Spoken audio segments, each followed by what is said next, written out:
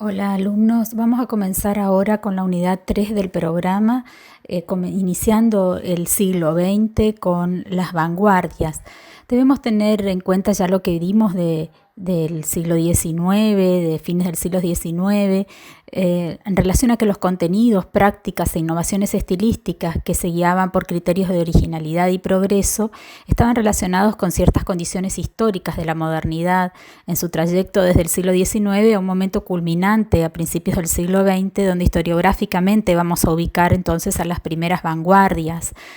Estas condiciones históricas se relacionan también con los movimientos sociales, ideológicos y artísticos que desde el Renacimiento sintetizan el mito del progreso ilustrado con la aspiración de una autonomía artística.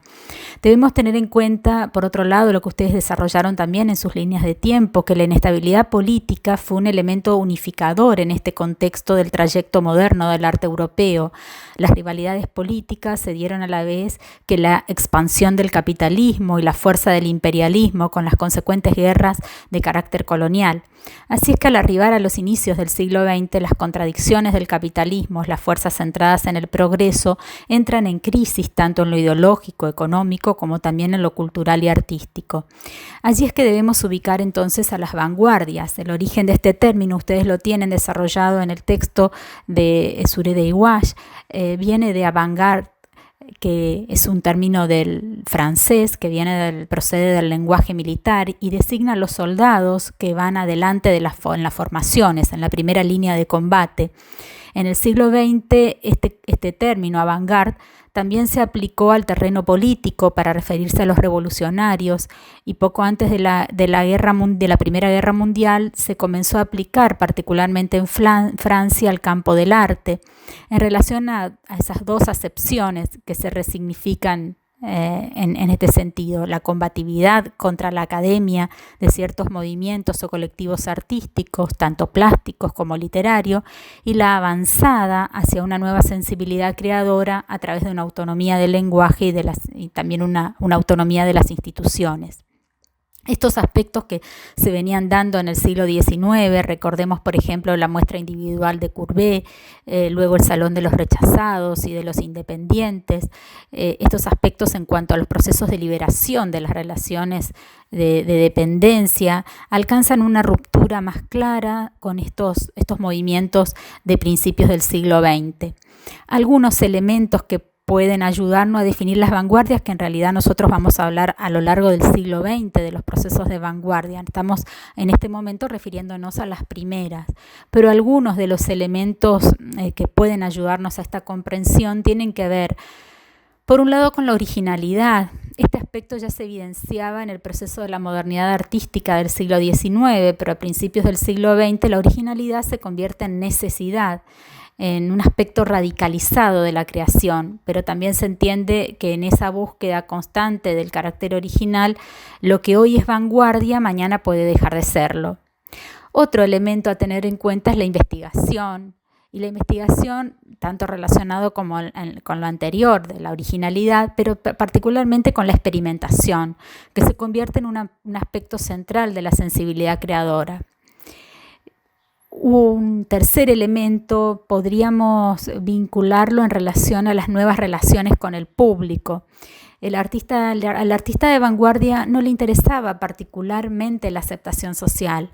Así, la opaca inteligibilidad que en ese contexto implicaron algunas obras de las distintas vanguardias, no solo las de preguerra, sino también las que veremos más adelante, como el dadaísmo y las posteriores a la Primera Guerra, asumieron en ocasiones una actitud de provocación por parte de los artistas o de colectivos que llevaron en algunas oportunidades a un divorcio con el gran público y en ocasiones a un trato despectivo como por parte de la crítica, como ocurre con algunas denominaciones de los movimientos, como veremos más adelante, por ejemplo, con el fauvismo. Otro aspecto que podemos señalar es la conciencia de grupo. Si bien la individualidad de muchos de estos artistas, los intereses plásticos y en ocasiones ideológicos, como veremos en algunos grupos, justamente esos intereses promovieron la unión, la conformación de agrupaciones, lo que también generó un límite o distancia con quienes estaban por fuera de esas agrupaciones y acentuó de algún modo la distancia con el público. Algunos autores plantean que esta conciencia de grupo, que se suponía acreedor de la clave estética, supuso una nueva forma de institucionalización a través de reuniones, manifiestos, revistas, actos y adopción de programas. En ese sentido tenemos que señalar que muchas veces los grupos tuvieron un corto recorrido vital, tanto por cuestiones contextuales. El inicio de la Primera Guerra para las primeras vanguardias va a ser sin dudas un corte abrupto, pero también por el mismo carácter experimental y fugaz que hacía que nuevas alternativas superen a las interiores y los grupos se reconfiguraran. Otro elemento que está relacionado con el anterior de la conciencia de grupo tiene que ver con la escritura de manifiestos, proclamas y textos teóricos que comienzan a perfilarse ya en algunas de las primeras vanguardias previas a la Primera Guerra y se volverán más adelante en textos doctrinales. Otro elemento es la ruptura de los límites de las disciplinas artísticas, y aquí vamos a ir viendo un proceso a lo largo del siglo XX. Un frente común contra la tradición artística supuso entonces el interés por manifestarse en terrenos mixtos, por diluir progresivamente los límites disciplinares, a la vez que afirmar los mismos criterios de creatividad a las diversas disciplinas: cine, fotografía, pintura, escultura, música, poesía. Y por último podemos señalar un proceso de transformación en el mercado del arte. Si bien en un principio fueron los galeristas los que aportaron para el sostenimiento de los artistas de vanguardia, con el tiempo se va generando un mercado más amplio, conformado por marchand, críticos y coleccionistas que van perfilando el gusto de las minorías en las que se asentaban las vanguardias. Ahora bien, las primeras vanguardias de la primera mitad del de la primera década del siglo XX y hasta el inicio de la Primera Guerra Mundial,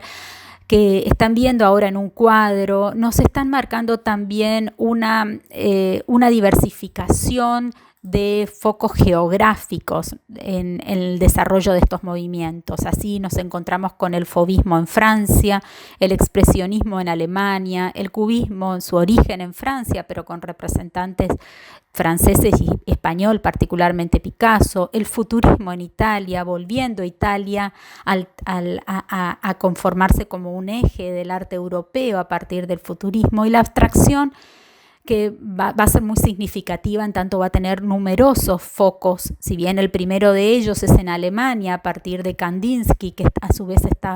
procedía del expresionismo, pero que va a tener la abstracción un amplio foco, y acá señalamos algunos de los grupos en Rusia, Holanda, Francia particularmente.